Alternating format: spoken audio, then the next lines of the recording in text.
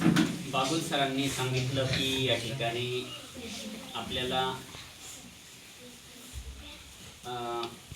थोडक्यात बोलायचं आहे.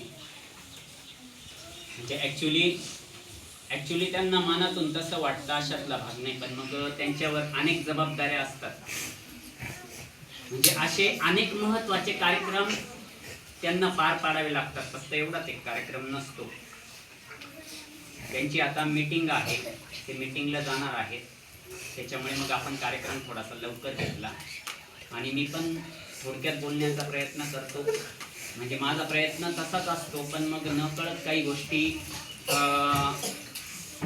वाढतात बोलण्यामध्ये. आणि आता कसं होतं, थोडंसं काही गोष्टींचं विस्मरण होऊन जातं मला. त्याच्यामुळे मग मला जे बोलायचं असतं ना, ते राहून जाऊ नये म्हणून मग मी काही मुद्दे कागदावर नोट डाऊन करत असतो. तर 8वीच्या मुलांना आणि सर्वच मुलांना मला 2-3 महत्त्वाच्या गोष्टी सांगायच्या आहेत.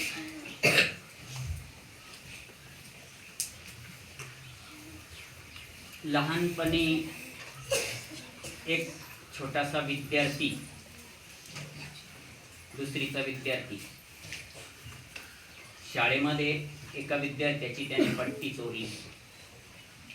पट्टी चोरल्यानंतर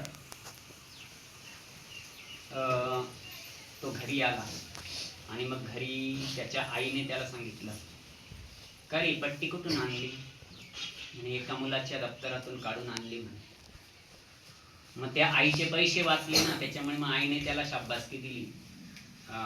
अरे वा, भारी काम केलं तू, आपले 5 रुपये वाचले. नंतर मग तेव्हाचा काळ स्वस्ताईचा होता, तेव्हा ती पट्टी केवढ्याला मिळत असेल ही सत्य घटना आहे. नंतर मग आईने शाबासकी दिल्यामुळे त्याला प्रोत्साहन मिळालं. मग 2-3 दिवसांनी त्याने एका मुलाची कंपास चोरली. आई काहीच म्हटली नाही, तिचा खर्च वाचत होता ना. नंतर मग हळूहळू त्याला छोट्या मोठ्या चोऱ्या करण्याची सवय लागली. चोऱ्या करायला लागला तो. आणि मोठा झाल्यानंतर तो मोठ्या चोऱ्या करायला लागला. घर फोडायला लागला, कुलप तोडायला लागला आणि तो एक अट्टल चोर बनला.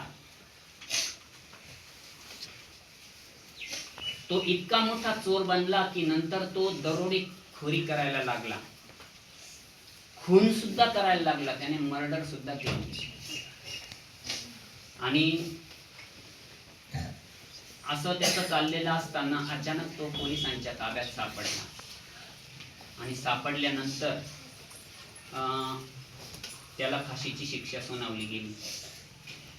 आता आपल्याला सगळ्यांना कल्पना आहे की फाशीची शिक्षा जेव्हा दिली जाते ना, तेव्हा त्या माणसाची त्याला शेवटची इच्छा विचारली जाते की तुझी शेवटची इच्छा काय आहे. मग त्याने असं सांगितलं की मला माझ्या आईला भेटायचं आहे, हीच माझी शेवटची इच्छा आहे. मग त्याच्या आईला बोलवण्यात आलं त्याला फाशी देण्याच्या अगोदर. आणि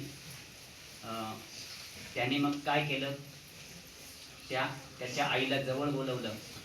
त्या आईचा हात आपल्या हातात घेतला आणि तिच्या हाताला त्याने एकदम जोरदार चावा घेतला, जोरात चावून घेतला.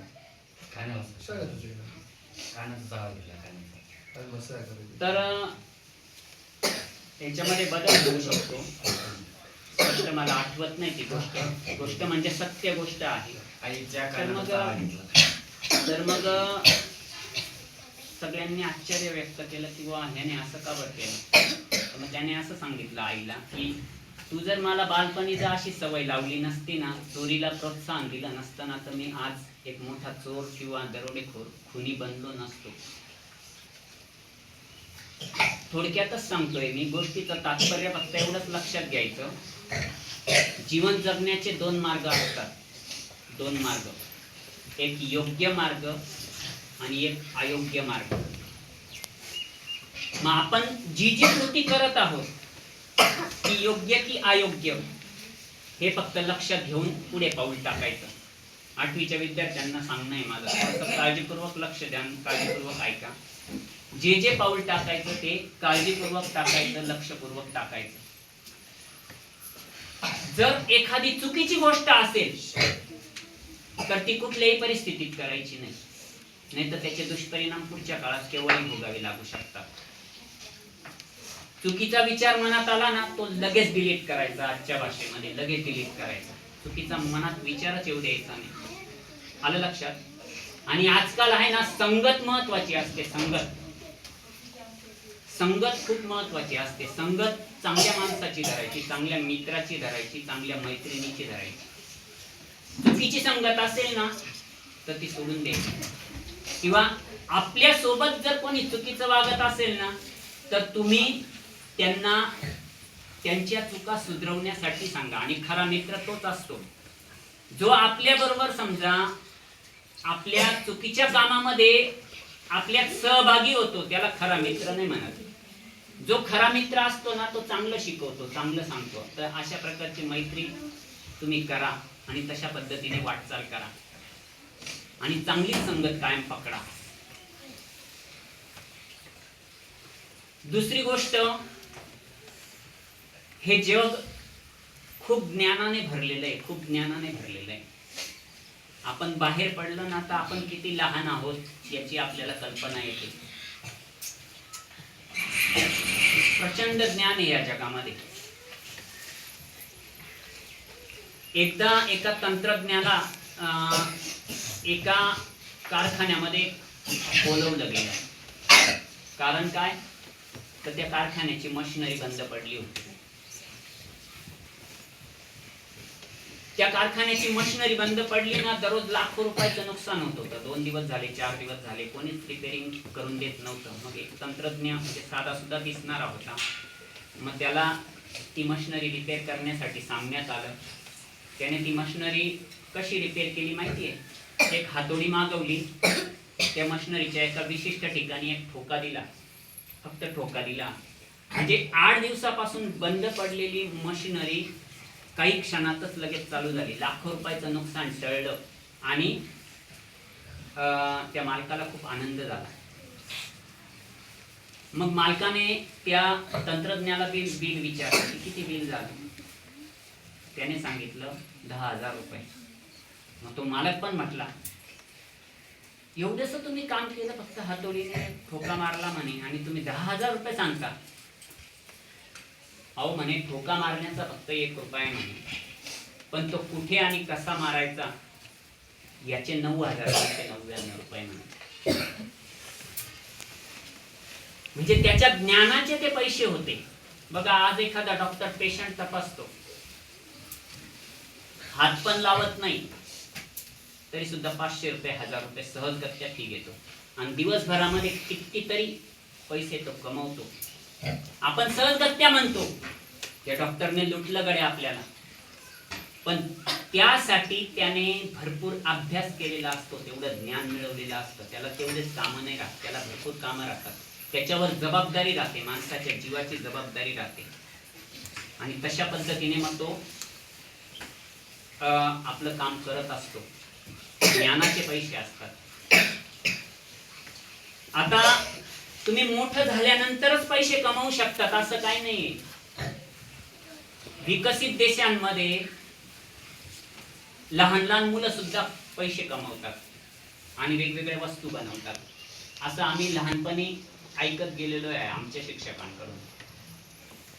तुम्ही कौन बनेगा करोडपती हा जर कार्यक्रम जर कधी बघत असाल, अमिताभ बच्चनचा कार्यक्रम असतो, असे कार्यक्रम तुम्ही जरूर बघा की ज्याच्यातून आपल्याला काही मिळणार आहे. बघा, त्याच्यामध्ये लहान लहान मुलांचे सुद्धा भाग आहेत.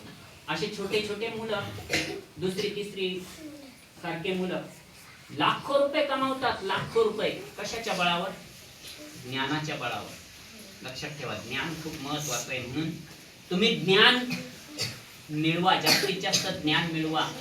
ह्या जगामध्ये तुम्ही जर ज्ञान मिळवाल, शिकाल, तरच या जगामध्ये चांगल्या पद्धतीने टिकू शकाल. त्याच्यामुळे बोलू नका रे. ज्ञान हे महत्वाचं आहे, हे लक्षात ठेवायचं. आणि हे ज्ञान मिळवत असताना आता बऱ्याचशा लोकांचं रडगाणं असतं. आमच्या काळातल्या सुद्धा लोकांचं रडगाणं आहे काय रडगाणं आहे माहितीये का? मग आम्हाला इंग्रजी शिकवायला शिक्षकच नव्हते, आम्हाला गणित शिकवायला शिक्षकच नव्हते, त्याच्यामुळे मग आम्ही मागे राहून गेलो. आमच्या आईवडिलांनी आम्हाला शिकवलंच नाही म्हणून आम्ही मागे राहिलो. आम्हाला कामाला लावलं म्हणून आम्ही मागे राहिलो. हे सगळे रडगाणे. ज्याला पुढे जायचं आहे ना तो कोणत्याही पद्धतीने पुढेच जातो. मला हेच करायचं आहे आणि त्याच्यासाठी जिद्द लागते. त्याच्यासाठी जिद्द कशी लागते? कल्पना चावला सारखी जिद्द लागते, सुनीता विल्यम सारखी जिद्द लागते. डायरेक्ट जगाला सोडून जगाच्या पलीकडे ते म्हणजे अंतराळामध्ये उड्डाण करून त्याच ठिकाणी तिचा अपघाती मृत्यू झाला होता कल्पना चावलाचा. तुम्ही असे चरित्र वाचा. तुम्हाला जर घरच सोडायचं असेल ना, आता मी मोकळं सांगतो एकदम, बऱ्याचशा मुलींना वाईट सवयी लागतात पुढच्या काळामध्ये. चुकीच्या मुलाबरोबर जाणं किंवा चुकीच्या मुलीबरोबर जाणं आणि त्याचे दुष्परिणाम नंतरच्या काळामध्ये त्यांना सोसावे लागतात. भीक मागण्याची वेळ येते आणि भीक सुद्धा कोणी देत नाही, ती वाईट परिस्थिती आहे. तुम्हाला जर पळायचंच असेल ना तर उच्च ध्येय ठेवून पळा जगापासून. उच्च ध्येय ठेवून उच्च ध्येय साध्य करण्यासाठी तुम्ही कुटुंब सोडा आणि आई वडिलांनी दिलेले संस्कार विसरू नका. घाणे मॅडमांनी खूप महत्वाचा मुद्दा मांडला. मोठ्यांचा आदर करा, आई वडिलांचा आदर करा. आई वडील आपल्यासाठी प्रचंड कष्ट घेत असतात, आपल्या हितासाठी खूप त्रास सहन करत असतात. याची जाणीव आपल्याला असली पाहिजे. आता तुम्ही काही दिवसापूर्वी बातमी ऐकली असेल, 6 महिने सुद्धा झाले नसतील, बिरुदेव डोने नावाचा एक विद्यार्थी मेंढपाळ होता. मेंढ पाळता पाळता त्याने चांगला अभ्यास केला आणि अचानक त्याला फोन आला की तुम्ही IAS ऑफिसर झालेले आहात. किती मोठा अधिकारी झाला आहे साधा मेंढपाळ. जिद्द होती त्याच्यामध्ये. आता मला आहे ना खूप दूर नाही जायचं. आता तुम्हाला कदाचित कल्पना नसेल, म्हणजे मी कदाचित अतिशयोक्ती करतोय असं वाटेल, ललित सरांचं जे ज्ञान आहे ना ते ज्ञान इतकं प्रचंड आहे ना, असं ज्ञान आहे ना त्यांचं की ऍक्च्युली गव्हर्नमेंट त्यांच्यावर अन्याय करतंय असं मला तरी वाटतं. खूप अन्याय करतंय, पण त्यांच्यामध्ये एवढी हिंमत आहे, गव्हर्नमेंट काही का करेना, मी लात मारेल तिथे पाणी काढेल, अशा पद्धतीने त्यांची हिंमत आहे आणि ते करून दाखवतील पुढच्या काळामध्ये. टाळ्या वाजवल्या एकदम चांगली गोष्ट आहे, पण टाळ्या वाजवत असताना ती गोष्ट आपण घ्यायची असते. अलग लक्षात, पुढे जायचं असतं. त्याच्यानंतर बघा आपल्या शाळेमध्ये अनेक विद्यार्थी पुढे गेलेले आहेत. आता इतर वर्गाच्या विद्यार्थ्यांचा मी उल्लेख नाही करत, त्याच्यामध्ये आता तुमच्या डोळ्यासमोर आपोआपच ज्योती येईल. बघा, एक जिद्द, एक अभ्यासू आहे वृत्ती. फक्त तिला मला एवढंच सांगणं आहे की अभ्यासू वृत्ती आहे, जिद्द आहे, जिल्हा लेवलची वक्ता आहे, ती चांगल्या पद्धतीने बोलू शकते. तर त्याच पद्धतीने आहे ना थोडंसं जास्त बोलायला शिकायचं, थोडंसं हिंमत ठेवायची, थोडंसं एक जास्त बोललं पाहिजे. कारण बोललं तरच आपले गहू पण आपले कुळीदाई विकले जातात. नाही तर मग नाही बोललं ना तर मग आपण मागे राहून जातो. योग्य ठिकाणी बोललंच पाहिजे. त्याच्यानंतर इतर सुद्धा विद्यार्थिनी आहेत, पूजा आहे, सायली आहे. बघा, सायलीमध्ये कला आहे, बरोबर आहे, अभ्यासामध्ये सुद्धा ती चांगली आहे, बाकीच्या कामांमध्ये चांगली आहे. म्हणजे इतर विद्यार्थिनी सुद्धा आहेतच.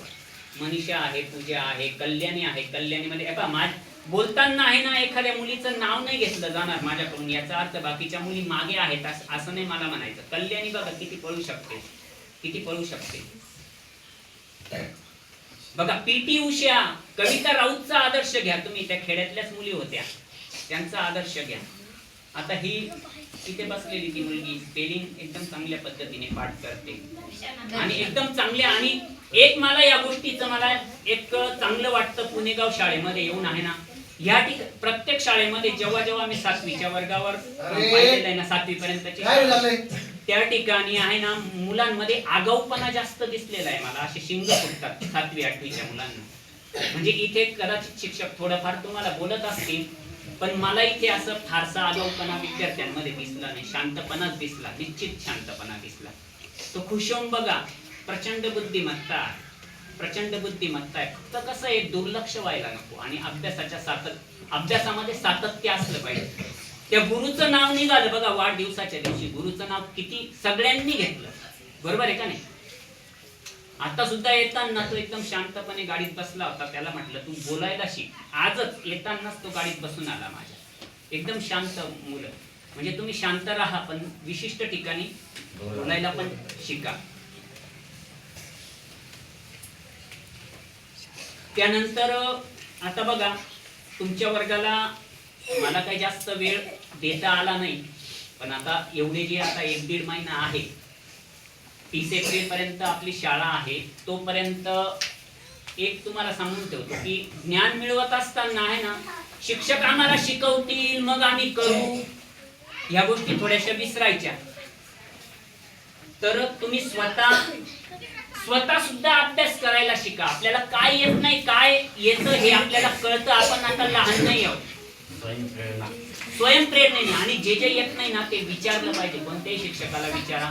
आणि मी तुम्हाला शब्द देतो, तुम्ही आता याच्यानंतर 9वीला जाल, 10वीला जाल, पुढे अजून काही करा, केव्हाही कुठल्याही प्रकारची अडचण आली ना, तर तुम्ही कोणत्याही वेळेला 24 तासात कोणत्याही वेळेला फोन करा. हे मी मागे सुद्धा विद्यार्थ्यांना सांगितलेलं आहे निरोप समारंभामध्ये, आणि आता सुद्धा सांगतो की कोणत्याही वेळा फोन करा, काहीही अडचण नाही. बरेचसे जुने विद्यार्थी 25-28 वर्षाचे विद्यार्थी आहेत, 28 वर्षापूर्वीचे विद्यार्थी ज्यांना मुलं आहेत, 2-2 मुलं आहेत ना, ते सुद्धा कॉन्टॅक्ट करतात माझ्याशी. म्हणजे असे बरेच उदाहरण आहेत माझ्याशी, आणि बोलणं आमचं चालू असतं. आलं लक्षात? उलट त्यांचं मार्गदर्शन मी घेतो, आणि आम्हाला आनंद खरा कसा होईल माहिती का? तुमची आणि बाबुल मॅडमांची ना अटॅचमेंट मला खूप आवडली. म्हणजे एक खास अटॅचमेंट आहे. तुम्ही त्यांचा वाढदिवस साजरा केला म्हणजे अटॅचमेंट, एक वेगळीच अटॅचमेंट आहे, एक वेगळंच नातं आहे. मी थोडासा वेगळा शब्द वापरला होता आमच्या घरी त्याच्यासाठी. एक वेगळंच कनेक्शन आहे त्यांच्यामध्ये. आलं का लक्षात? तर त्यांना आनंद अजून केव्हा होईल की तुम्ही जेव्हा त्यांच्याही आणि आमच्याही पुढे जाल.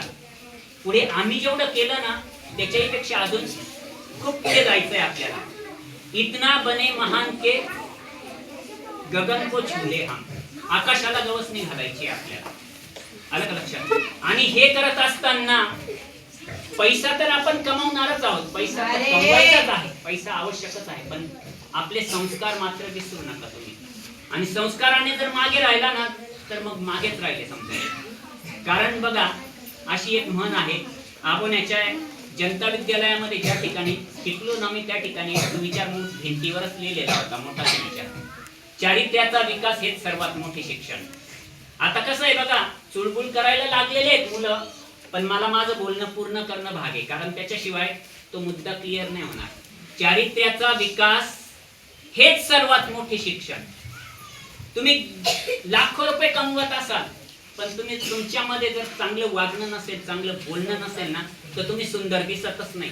तुम्ही आता कितीही चांगल्या पद्धतीने मेकअप करून आलेले असाल ना, आणि तुमचं वागणं जर चांगलं असेल ना, तर तरच तुम्ही सुंदर वाटाल, नाही तर तुम्ही सुंदर वाटणार नाही. हे लक्षात ठेवायचं. चारित्र्याचा विकास हेच सर्वात मोठे शिक्षण. म्हणजे आधी बघा, आरोग्य शील म्हणजे चारित्र्य, खूप महत्वाचं आहे. त्याच्यानंतर बघा, आपलं आरोग्य सांभाळा, आरोग्याकडे लक्ष द्या. काय खायचं काय नाही हे तुम्ही ठरवा. विशिष्ट वेळी विशिष्ट गोष्ट ठीक आहे, पण कायम बघा, वाढदिवस, केक वगैरे हे चांगल्या गोष्टी साजरे करणं, पण केक वगैरे खाणं जे आहे ना, ते आरोग्याला घातक आहे मुलांना. आलं का लक्षात? इतर सुद्धा काही गोष्टी ज्या आहेत ना बाहेरच्या, घातक आहेत, ज्याच्याने आपल्या शरीराला फायदा होणार आहे, मन बुद्धीला फायदा होणार आहे, अशा गोष्टी खा. आणि आरोग्य सांभाळा, व्यायाम करा, योगासनं करा, त्याचा प्रॉफिट तुम्हाला पुढच्या काळामध्ये मिळणार आहे. म्हणजे आरोग्य जर गेलं ना, तर थोडं काही जीवनामध्ये गमावलं असं म्हटलं जातं. आलं का लक्षात? संपत्ती गेली तर काय नाही. If health is lost nothing is lost. संपत्ती गेली तर काही नाही, ती पुन्हा कमवता येते. Health is lost something is lost. म्हणजे जर आरोग्य जर गेलं तर आपण थोडंसं गमावतो. म्हणून आरोग्याकडे लक्ष देणं गरजेचं आहे. पण कॅरेक्टर मात्र खराब नका होऊ. म्हणजे आपल्या चरित्राला कुठल्याही प्रकारचा डाग नाही लागला पाहिजे. कोणी कितीही चुकीचं वागत असेल ना, कितीही जगमगाट असेल ना बाहेर, तरी त्या झिंगाटामध्ये मी जाणार नाही, फक्त लक्षात ठेवायचं. आपलं कुटुंब, आपले आई वडील डोळ्यासमोर ठेवायचे, गुरूंचं शिक्षण समोर ठेवायचं. त्याच्यानंतर शेवटचं फक्त मी तुम्हाला सांगतो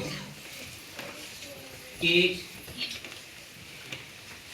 उडत्या पाखरांना परतीची तमा नसावी. आत्ताच विचार मी तुम्हाला पूर्ण आठवत नव्हता, मी सांगितलं ना मला बऱ्याचशा गोष्टी आठवत नाही, म्हणून मग मी नोट डाऊन करत असतो. मोबाईलमध्ये पाहून घेतला सर्च करून, माझा मोबाईल तिकडे असल्यामुळे. उडत्या पाखरांना परतीची तमा नसावी. उडत्या पाखरांना म्हणजे आपल्याला बाहेर उडायचं आहे, मग परतीची तमा नसावी म्हणजे मग काही काही घरची आठवण करतात, मग माझे वडील कसे असतील, माझा भाऊ कसा असेल. एकदा बाहेर गेला ना तर बाहेरच्या शिक्षणाचाच फक्त विचार केला पाहिजे, परतीची तमा नाही केली पाहिजे. पुढे काय, नजरेत सदा नवीन दिशा असावी, नवीन नवीन शोधत राहायचं, नवीन नवीन पुढे पाऊल टाकत राहायचं.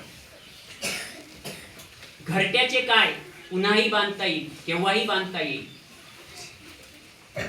पण क्षितिजा पलीकडे जाण्याची जिद्द असावी. जग जेवढं अचिव्हमेंट करताना, जेवढं साध्य करताना, ध्येय साध्य करा, काणे मॅडमांनी सांगितलं, त्याच्याही पलीकडे आपल्याला जाण्याची जिद्द असली पाहिजे. सचिन तेंडुलकर होता, लता मंगेशकर होती, वेगवेगळे क्रांतिकारक वेगवेगळे होते. आलं का लक्षात? वेगवेगळ्या पद्धतीने त्यांची एक स्वतःची ओळख होती. तुम्ही स्वतःची ओळख निर्माण करा. मी सुद्धा कोणीतरी बनेल, आणि कशासाठी? अहंकारासाठी नाही, स्वतःच्या विकासासाठी. आलं लक्षात? ह्या गोष्टी तुम्ही लक्षात ठेवा. एवढंच मला आजच्या दिवशी सांगणं आहे. पुन्हा एकदा सांगतो, या 2 महिन्यामध्ये तुम्हाला जे जे काही विचारायचं, मी त्या वर्गामध्ये येईलच, ते तुम्ही केव्हाही विचारू शकता आणि त्याच्यानंतर सुद्धा विचारू शकता. काय हरकत नाही. या ठिकाणी मी थांबतो.